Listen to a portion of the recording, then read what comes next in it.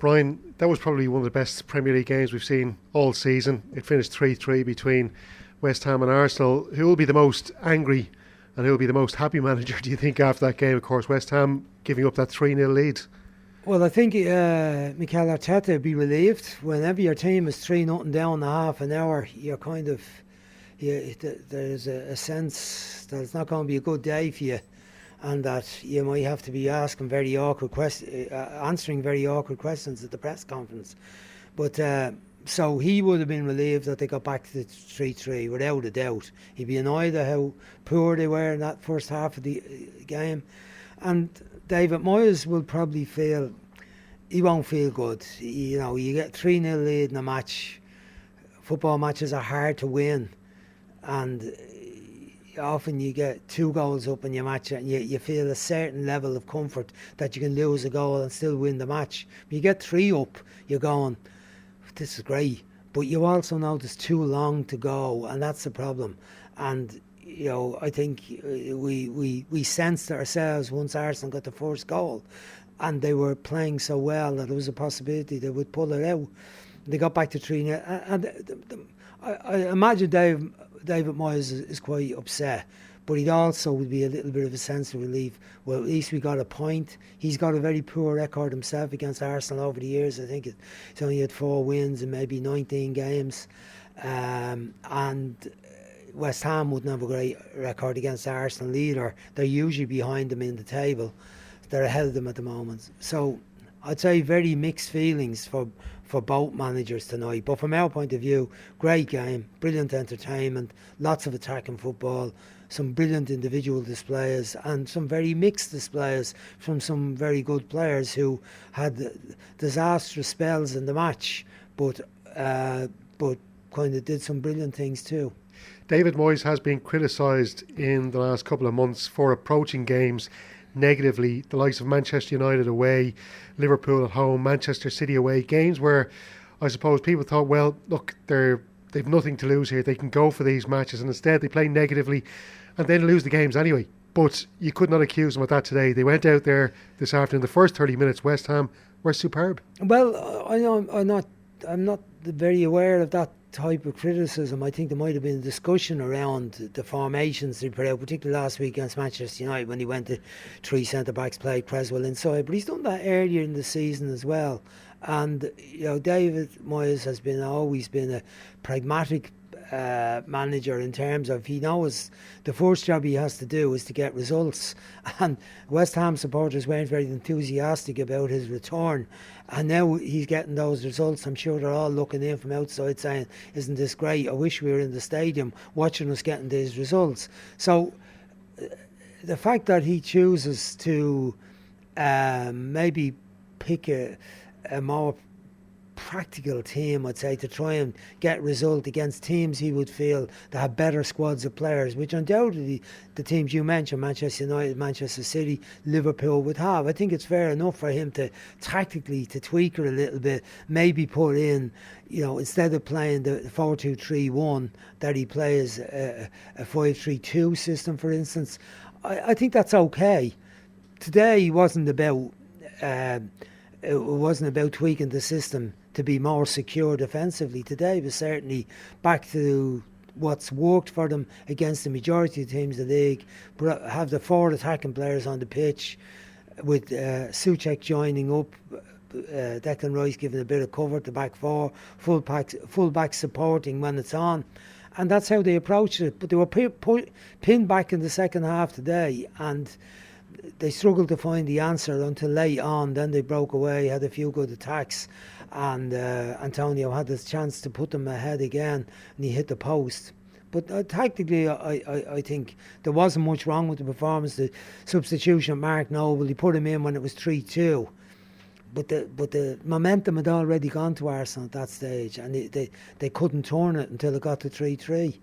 Jesse Lingard got a lot of criticism at Manchester United for perhaps not putting in the kind of performances that saw him really break out on the scene earlier in his career. I know he's 28 now, but has it got to a stage now where he was like a big I should say a small fish in a big pond at Manchester United. And perhaps sometimes players like that, when they go to a smaller club, they can find a new lease of life. And I suppose what I am asking is, maybe should he look at trying to make that move permanent to West Ham, or do you think he want to go back to Manchester United and prove himself again?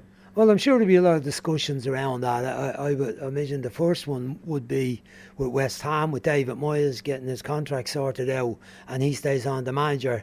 Then his discussion would be with Jesse Lingard to say, I would like you to stay here and we're prepared to do a deal with Manchester United. And then there's a lot of dealing financially. I don't know whether West Ham would have taken on Jesse Lingard's wages in full, or whether Manchester United are still paying them. Then Jesse Lingard has to have a discussion with Solskjaer, if he's still the manager, as to how much he's wanted there. Manchester United might see it as another wage off the wage bill and an opportunity to bring in another player to replace him in the squad that would give a bit more to the squad where they feel they might need strengthening. So, there's a lot of things that can happen. But overall, it looks like this has worked well for Jesse Lingard, and he's playing matches, enjoying his football, scoring goals, back in the English squad, and West Ham have got a good player there. So, the answer might be for him to stay with West Ham, go back to Manchester United, be a fringe player, but in contention for trophies is always an attraction. I know it was an outside chance for West Ham to get into the Champions League this season, but with that result now, they're 2 points off Chelsea. Chelsea are just, storming down everybody Chelsea in front of them. Yeah, they're playing so well. Chelsea and Manchester City are the two formed teams in the top half of the table at the moment. Leicester are hanging in there. Manchester United look like they have enough points in the bag already that with reasonable form now they'll stay in it. So there's probably one place still available. I'd say that Leicester are the team under threat. Can West Ham catch Leicester? They could, but there's also Liverpool and Everton, I think, in the picture on that one as well. Am I leaving somebody else out? Tottenham maybe. No. They're an outside. I deliberately left them out. So that's all up for grabs. Listen, Arsenal, as we know, they're out of the top four race, really. So as you said before the game, it's going to be the Europa League for them to try and get into the Champions League. They've got a decent enough draw against Slavia Prague, and then it could be Unai Emery in charge of Villarreal or Dinamo Zagreb in the semi-finals if they get that far. But if you look at that Arsenal team now, they're in really good form at the moment. And just look at a couple of the players in the attack, like we both said about Martin Odegaard today. He played so well. He seems to be really finding his feet there. A player who's been, I suppose, touted as the next big hope in European football, and for Norway, playing at Real Madrid. He just never really took off there at the Bernabeu, but he seems to have found his feet now at Arsenal, and he's playing really well. And players like himself, Saka, Emile Smith-Rowe, Lacazette was brilliant today. You'd have to give Arsenal a really good chance of winning that Europa League. Of course you would, if they play at the level they can play. But but the basics, Stephen, are you got to be solid defensively to win anything. You can't win anything. So why does he keep changing the centre backs? That's the big one, isn't it? Look, I don't know. I don't know which who are the best of them. I mean, David Luiz can be he seems to be a great fella around the club. People seem to like him. He seems to have personality, seems to have some leadership qualities. But leadership qualities also involve consistency in your own performances. Hard to keep demanding stuff of other people if you're not doing it yourself. And he's too prone to errors and misjudgments and like they've given away goals in the Europa League. I've been covering the Europa League games as closely as I have the Premiership games, and the performances have been very mixed. I mean, they had the turnaround situation with Benfica where they were losing the game 2-1. They would have been out, and they needed 2 late goals from Aubameyang. He was terrible in the first match actually against Benfica, but it was a very, very mixed performance to say the best. And then Olympiacos in the away game, they did their best to cough up goals, I would say, to Olympiacos. They did cough up one bad goal, then out trying to play the ball out through the back to Ceballos. He got caught in possession, and Elarabi just tucked her into the net. David Luiz almost gave away a goal in a similar situation, trying to play it out from the back. And we've seen that. I pointed out the Burnley goal recently as well. You look at them today as well. Tried to play it out in the back, and it looked hesitant. Didn't look comfortable or competent, I'd say. Played the ball out to Tierney from the back, and he ends up trying to play it inside. It's intercepted by Rice, away to go, and they scored a goal, conceded a goal from that too. So, you know, they're not solid defensively. They haven't got a unit. They've not conceded as many goals as they used to in big games against the better teams. I give them that. 3 was a lot for them to concede today. In general, I think before today they were only on 29 maybe against in 27 games, which isn't too bad by Arsenal standards. So I think there has been an improvement overall there, but they're still not solid enough. Leno let in another soft goal today. Yeah. So to win the Europa League, they're going to have to win. They've got to beat. They've got to win two legs, over two legs, and a final. That's 5 games. Yeah. The Arsenal I've seen up to now aren't reliable for 5 big matches. Slavia Prague, decent side, beat Leicester, beat Rangers, over 2 games, no complaints. Lively, energetic, organised, disciplined team that create loads of chances. Villarreal, Dynamo Zagreb, so Dynamo beat Spurs over 2 legs. You know, and I don't think they're that good, but they're good enough to beat Spurs, so they have to be respected. Villarreal, 7th in the Liga, not a great side by any means, but technically good side. So, you know, Arsenal should be capable of winning that side of it, and then you're looking at the final against the other side. But the other side of it is difficult. Roma, Ajax, Manchester United, of course, on the other side, the draw. It won't be handy. Absolutely not. Just to ask you finally, Brian, before I let you go, because we had your old skipper Kenny Cunningham here last week with me, and he spoke in quite. He was praising Josh Cullen, the Irish defensive midfielder, of course, who is formerly of West Ham, of Anderlecht. Yeah, now, granted, we don't see a huge amount of Belgian football, but he's played 18 games now for Anderlecht. He had quite a good bit of experience under his belt going over with Charlton and Bolton and the likes on loan from West Ham. Do you think that perhaps he's a player that Stephen Kenny needs to seriously look at for starting these games against Serbia? Well, I'm sure he's looking at him seriously, but he hasn't had enough time on the pitch for Ireland. I think he played in the last couple of games. He came off the bench. He's got 4 caps, but no starts in competitive matches. And he's looked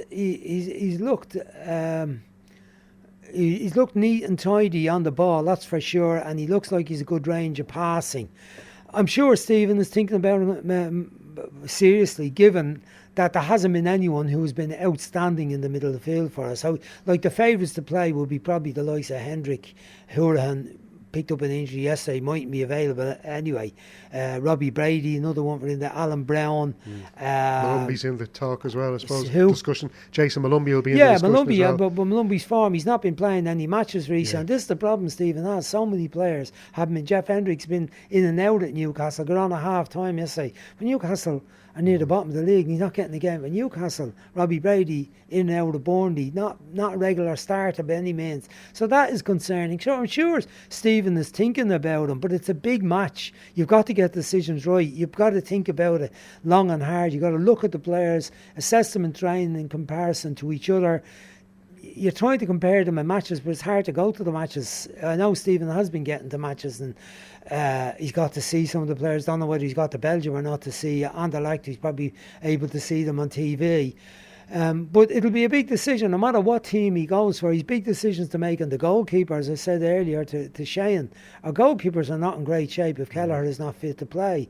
Bazuna is getting, he's playing at Rochdale, but they're bottom of the league, conceding an awful lot of goals. And the other two are not playing. That's Kieran O'Hara, not in the starting team at Bolton, and Travers not in the starting team at Bournemouth. So that's concerning. Centre half position is concerning. You know, who's going to play up front? James Collins got a goal when he got on the sub yesterday. He's not playing regular at Luton. Shane Long not playing regular. Conley, we're not quite sure where he is at the moment. Ida looks like he's injured. So his options for the front position are slim too. But the main thing is, no matter who he picks, there's nobody in the group and say, I didn't get a chance or I deserve to play, because none of them have been playing outstandingly well for the clubs. Stephen has to go on his own hunch and pick what he thinks is the best team for the match, and we just have to wait and see and hope that they perform and do their stuff against what will be a very technical team who you'd imagine will be highly motivated under the new manager to get a good start. Thanks, Brian. Thank you, Stephen. Thanks, Brian.